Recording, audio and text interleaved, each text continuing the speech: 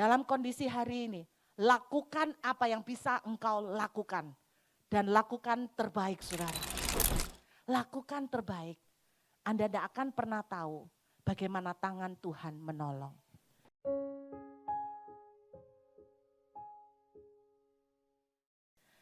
Saya masih ingat ada cerita tentang konon pemilik sebuah hotel besar, kalau tidak salah Holiday Inn. Dia dulu bekas kerja jadi buruh di pabrik penggergajian kayu. Waktu krisis di PHK. Tapi kebetulan dia tidak menyerah. Akhirnya dia berusaha melakukan yang dia bisa. Nah di Amerika itu masih bisa dengan caranya dia, kalau di Indonesia belum. Jadi dia pinjam duit bank, saya tidak tahu mungkin dengan jaminan rumahnya atau gimana.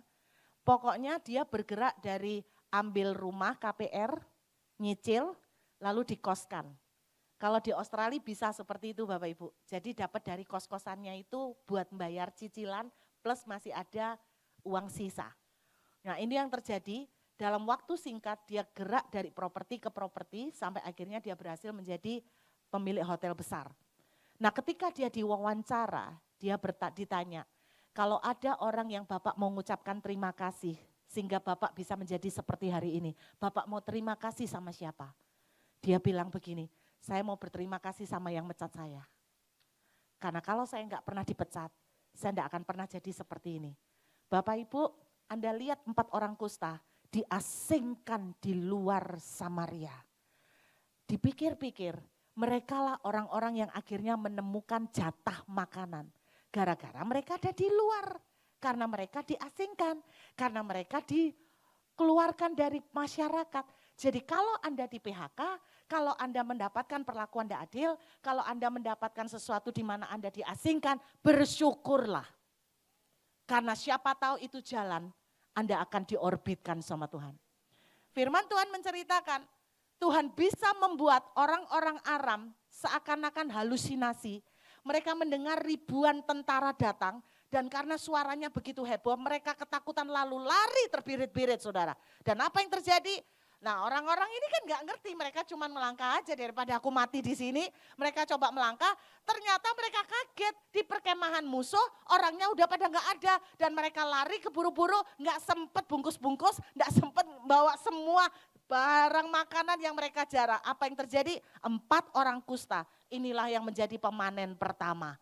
Mereka mendapatkan banyak sekali, baru setelah itu mereka cerita sama orang-orang kota. Saya mau kasih tahu buat saudara, ini paling tidak respon yang jauh lebih bagus daripada yang pertama. Kalau engkau tidak mendengar suara Tuhan, kalau engkau tidak mendengar bocoran surga, dalam kondisi hari ini, lakukan apa yang bisa engkau lakukan. Dan lakukan terbaik saudara. Saya masih ingat ada seorang bapak datang ketemu saya. Dia bilang begini, umurnya 55 tahun. Dan waktu dia ketemu saya, dia bilang begini, Ibu Ruth, saya dapat tawaran pekerjaan. Saya mau tanya Bu, apakah ini dari Tuhan atau enggak? Saya ngomong, Bapak memangnya sekarang kerja apa? Saya sudah 10 tahun enggak kerja. Kenapa Bapak 10 tahun enggak kerja?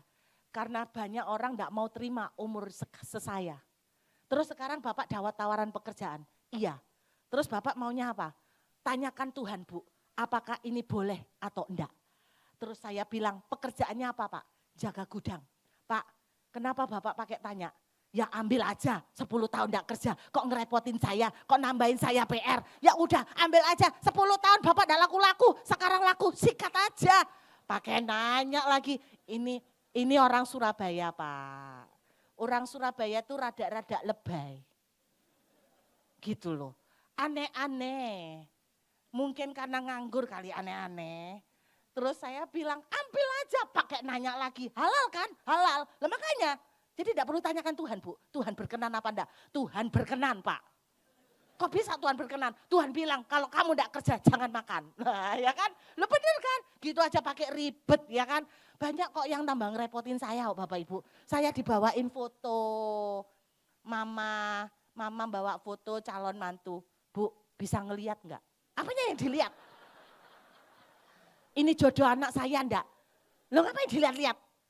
Lah ya maksudnya cocok enggak? Lah mana saya tahu, kalau saya tahu kan saya buka biro jodoh.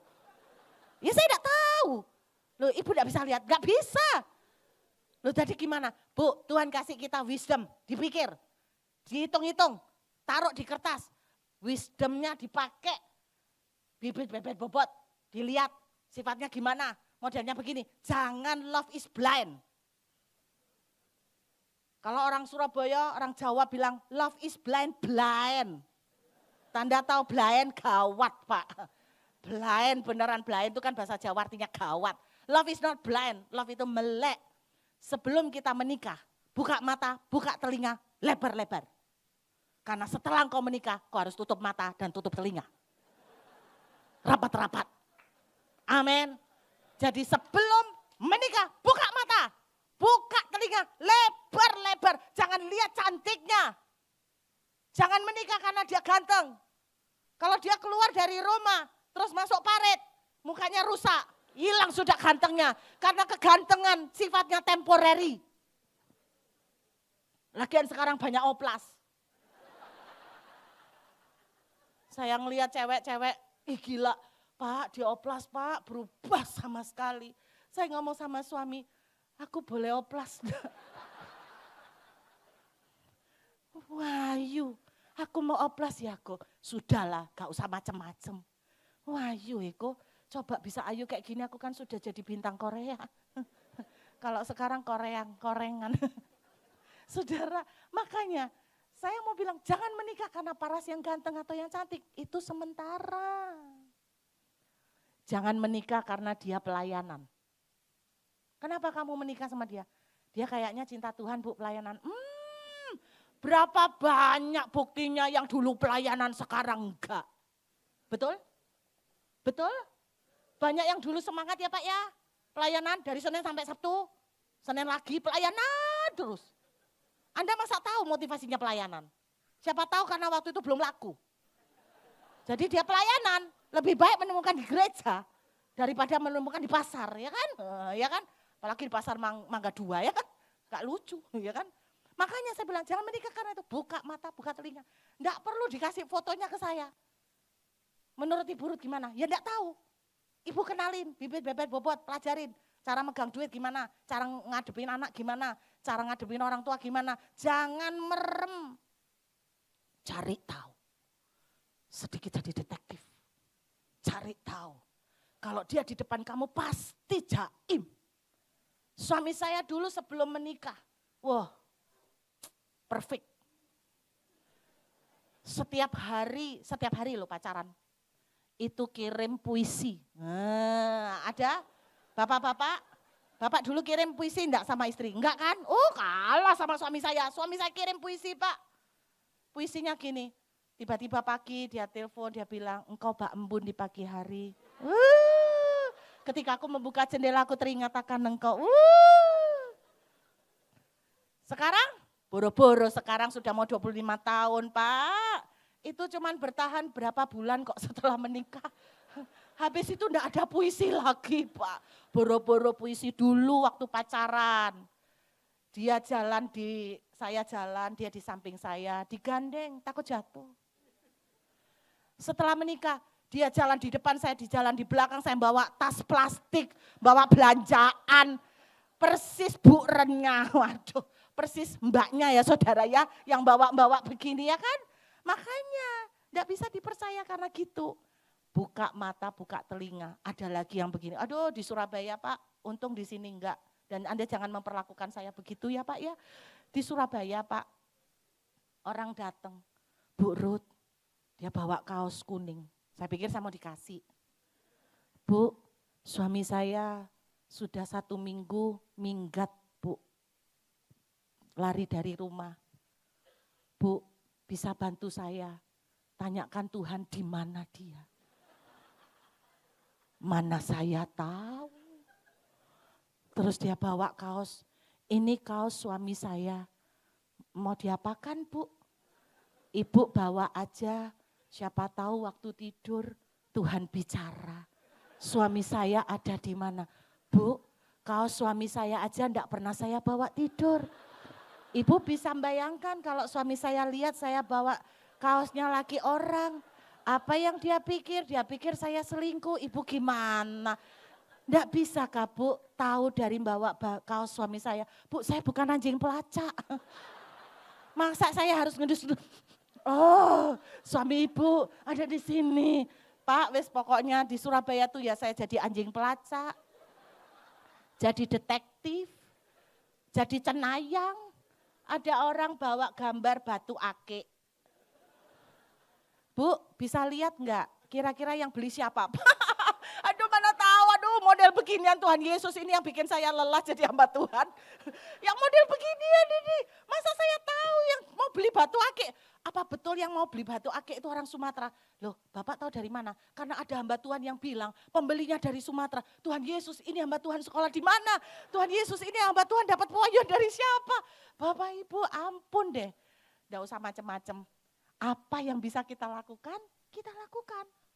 Jual aja batu akiknya yang terbaik, enggak usah bingung siapa yang beli. Kalau cari kerja, lakukan terbaik. 10 lamaran sudah dilamar Bu, tapi belum ada panggilan, lamar terus sampai dapat. Belum ada jawaban, lamar terus. Lakukan apa yang bisa engkau lakukan. Satu hal yang saudara dan saya belajar percaya, kita punya Tuhan. Saya tadi pagi cerita tentang Rut. Saya suka sekali Rut di Alkitab. Dia melakukan apa yang bisa dia lakukan. Dia enggak idealis harus kerja sebagai pegawai negeri. Dia kerjanya apa? Mungut jelai Bu, mungut jelai. Karena itu yang dia bisa, ikut mertua tambah susah. Jadi dia harus punya tanggungan orang tua, mertua. Ya dia mungut jelai. Dan Alkitab menceritakan di dalam Rut pasal 2, dia memungut jelai itu dari pagi sampai petang. Loh keren, dari pagi sampai petang enggak berhenti-berhenti. Makanya kemudian Boas tanya, itu siapa perempuan kok enggak pulang-pulang?